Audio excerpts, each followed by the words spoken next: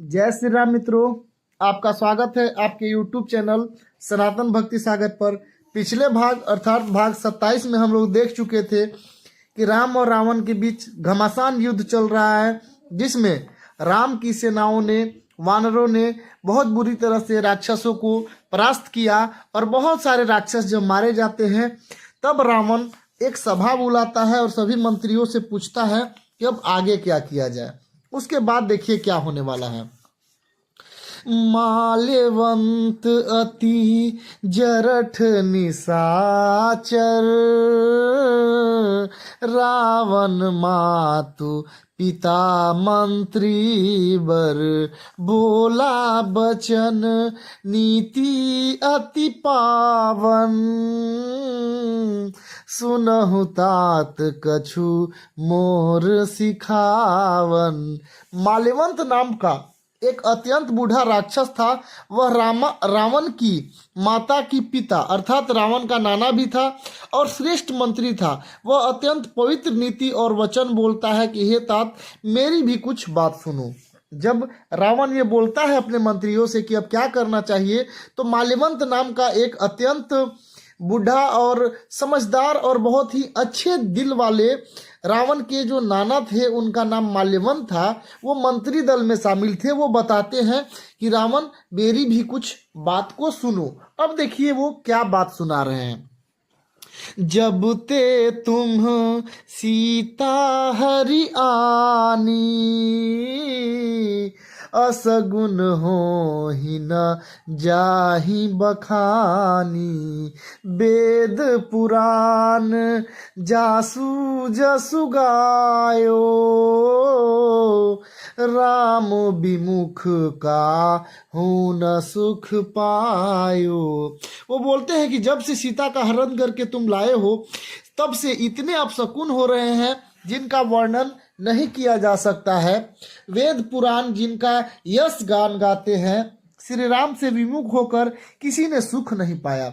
वो बोलते हैं कि जब से तुम रावण को समझाते हैं कि जब से तुम लेकर आए हो सीता को, तब से अनेक अपशकुन हो रहे हैं और राम से युद्ध कर रहे हो तुम, जिनका यश वेद और पुराण में गाया जाता है, उनसे विमुख होकर, उनसे शत्रुता करके आज तक कोई सुखी नहीं रह पाया, ऐसा कह रहे हैं माल्यवंत। एक दोहा है, हिरण्याक्ष भ्राता सहित मधुकैटभ बलवान, जेहि मारे सोई ओ तेरेऊ, कृपा सिंधु भगवान, कृपा सिंधु भगवान। वो बोलते हैं कि भाई हिरण्यकशिपु सहित हिरण्याक्ष को और बलवान मधुकैटभ को जिन्होंने मारा था, वे ही कृपा के समुद्र भगवान राम रूप से अवतरित हुए हैं। रावण को बहुत समझाने का कोशिश पहले से भी इन्होंने किया था।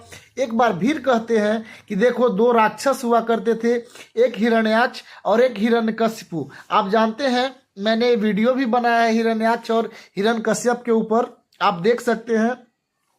पौराणिक रोचक कथा नाम का एक प्लेलिस्ट बना हुआ है, उसमें आप देख सकते हैं कि प्रभु हिरण्याक्ष को मारने के लिए वराह अवतार लिए थे, यानी सुअर का अवतार लिए थे। हिरण्याक्ष जो बहुत विशाल और अत्यंत शक्तिशाली राक्षस था, उसने धरती को ही अपहरण करके समुद्र में छिपा लिया था, उसका वध करते हैं। उसके बाद हिरण्यकशिपु जो उसका भाई था, उसको भी नरसिंह अवतार लेकर मारते हैं। प्रहलाद जिसका पुत्र था, उसका भी वीडियो यहाँ अवेलेबल है हमारे प्लेलिस्ट में, आप जाकर देख सकते हैं और जरूर देखिए। तो ही माल्यवंत बोलते हैं कि जिन्होंने विष्णु भगवान ने यही अवतार लेकर मारा था इन राक्षसों को, तो बताते हैं कि हिरण्याक्ष को, हिरण्यकश्यप को, मधु और कैटभ नाम के जो दो बलवान राक्षस थे, उनको भी विष्णु भगवान ने जिस अवतार में मारा था, वही आपको मारने के लिए इस जन्म में राम का रूप लेकर आए हैं। यानी वो बोलता है कि प्रभु श्री राम विष्णु के अवतार हैं, उनसे आप युद्ध मत करिए। उसके बाद देखिए क्या है, काल रूप खल बंधन गुनागार धन बोध, शिव बिरंच जे ही से वही तासो कवन विरोध। देखिए कितना बड़ा बात बोल रहे हैं वो। काल स्वरूप, वो बोल रहे हैं कि काल स्वरूप और दुष्टों के समूह स्वरूप वन में भस्म करने वाली अग्नि है, गुणों के धाम और ज्ञान गंगा एवं शिव जी और ब्रह्मा जी जिनकी सेवा करते हैं उनसे वैर कैसा। माल्यवंत जी बड़े ही प्रेम से समझाते हैं कि ये जो राम है वो काल के स्वरूप है, दुष्टों का समूह को भस्म करने वाले अग्नि के समान है और गुणों के धाम है, यानी अत्यंत गुणवान है, ज्ञान और धन है। शिव और ब्रह्मा जी भी जिनकी सेवा करते हैं, मतलब वो बोलते हैं कि विष्णु का सेवा तो शिव और ब्रह्मा भी करते हैं, विष्णु का नाम तो शिव और ब्रह्मा भी लेते हैं, उनसे वैर क्यों करना है। बहुत समझाते हैं प्रभु के बारे में बता बता के, लेकिन रावण देखिए क्या करता है, अब उसको समझ में आता है कि नहीं। अगला है परिहरी बय रू देहि बै देही भजहु कृपा निधि परम स्नेही ताके बचन बान सम लागे करिया मुँह करी जही अभागे। अतः वैर छोड़कर उन्हें जानकी जी को दे दो और कृपा निधान परम स्नेही श्री राम जी का भजन करो। रावण को उसके वचन बाण के समान लगे, वह बोला अरे अभागे, मुंह काला करके यहाँ से निकल जा। वो तो रावण का नाना थे और मंत्री भी थे, लेकिन ये सब बात को छोड़कर वो जब बोलते हैं कि वैर मत करो, रावण सीता जी को लौटा दो और प्रभु श्री राम का नाम भजो, ये जो वाणी थी, ये जो बात थी प्रभु श्री राम के बारे में, वो रावण को एक बाण के समान लगती है, तीर के समान लगती है और वो अत्यंत गुस्सा होकर बोलता है अरे अभागे, मुंह काला करके यहाँ से जल्दी निकल जाओ। जैसी सही कहा गया है विनाश काले विपरीत बुद्धि, इसको कोई बात समझ में नहीं आ रहा है, कोई भी इसका अच्छा बात बोल रहा है रावण को तो वही उसको बुरा लग रहा है। उसके बाद देखिए क्या बोलता है रावण गुस्सा होकर, बूढ़ भयसी न तमरते तो ही अब जनि नयन दिखावसी मोही ते ही अपने मन अस अनुमाना बधियो चहत यही कृपा निधाना। वो बोलता है रावण कि तुम बूढ़ा हो गया है इसलिए तुमको नहीं कुछ कर रहे हैं, नहीं तो तुमको मार डालते, अब मेरी आंखों से अपना मुंह न दिखाना। रावण का यह वचन सुनकर माल्यवान अब मन में ऐसा अनुमान कर लिया कि इसे कृपा निधान अब मारना ही चाहते हैं, यानी कि जो माल्यवान जी थे उसको तो धमकी देकर बोलता है कि तुम बूढ़ा हो गया है, नहीं तो अभी तुमको मार डालते, मेरे सामने से हट जाओ और तुम यहाँ चले जाओ, मुझे दोबारा अपना चेहरा नहीं दिखाना। अब माल्यवान अपने मन में अनुमान लगाते हैं कि लग रहा है कि कृपा निधान प्रभु श्री राम रावण को मारना ही चाहते हैं, क्योंकि इतना समझाने के बाद भी रावण को मेरी बात समझ में नहीं आ रही है, यानी कि ये कालवश हो चुका है, अब इसकी अंत बहुत निकट है, प्रभु श्री राम खुद ही इसका मारना चाहते हैं, ऐसा वो समझ जाता है, मन ही मन विचार कर लेता है, समझ जाता है वो।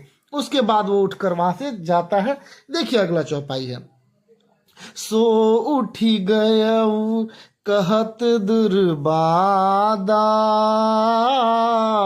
तब सकोप बोले घन नादा कौतुक प्रात देखी अहु मोरा करिहऊँ बहुत कहो का थोरा।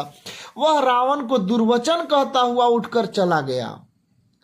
जो माल्यवान जी थे उनको जब रावण ऐसा गुस्सा होकर बोलता है कि मेरे पास से जाओ, तो वो भी रावण को अपशब्द दुर्वचन श्राप टाइप का कुछ बोलते हुए चला जाते हैं।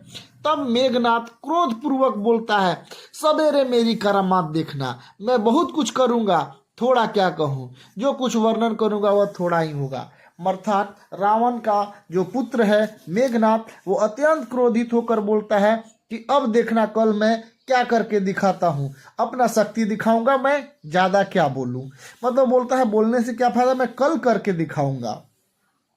सुनी सुत बचन भरोसा आवा प्रीति समेत अंक बैठावा, करत विचार भयउ भिनुसारा, लागे कपि पुनि चहु दुआरा। पुत्र के वचन सुनकर रावण को भरोसा आ गया, कुछ साहस बढ़ा। उसने प्रेम के साथ उसे गोद में बैठा लिया। विचार करते समय ही सवेरा हो गया और फिर वानर ने चारों तरफ दरवाजे पर आकर खड़े हो गए, यानी आक्रमण कर दिए। देखिए क्या कहना चाह रहे हैं। जब पुत्र मेघनाथ ने ऐसा बात बोला तो रावण को थोड़ा हौसला बढ़ा और रावण ने अपने गोद में बैठा लिया मेघनाथ को और विचार करते करते, युद्ध के बारे में कुछ वार्तालाप करते करते सुबह हो जाता है। और सुबह जैसे ही होता है, चारों दरवाजे जो लंका के थे उन चारों दरवाजा पर फिर से आक्रमण कर देते हैं सभी वानर। उसके बाद देखिए क्या होता है। कोपी कपिन दुर्घट गढ़ घेरा, नगर कोलाहलु भयउ घनेरा, विविधा युद्ध धर निशिचर धाये,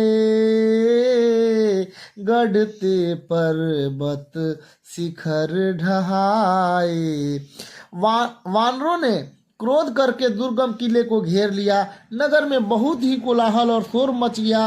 राक्षस बहुत तरह के अस्त्र शस्त्र धारण करके दौड़ते हैं और किले पर से पहाड़ के शिखर ढहाते हैं। यानी कि वानर जो थे आक्रमण कर देते हैं और क्रोध होकर किले को घेर लेते हैं क्रोध में आकर, और नगर में बहुत शोर मच जाता है। राक्षस बहुत तरह के अस्त्र शस्त्र धारण करके दौड़ते हैं और उन्होंने किले पर से पहाड़ फेंकना शुरू कर देता है।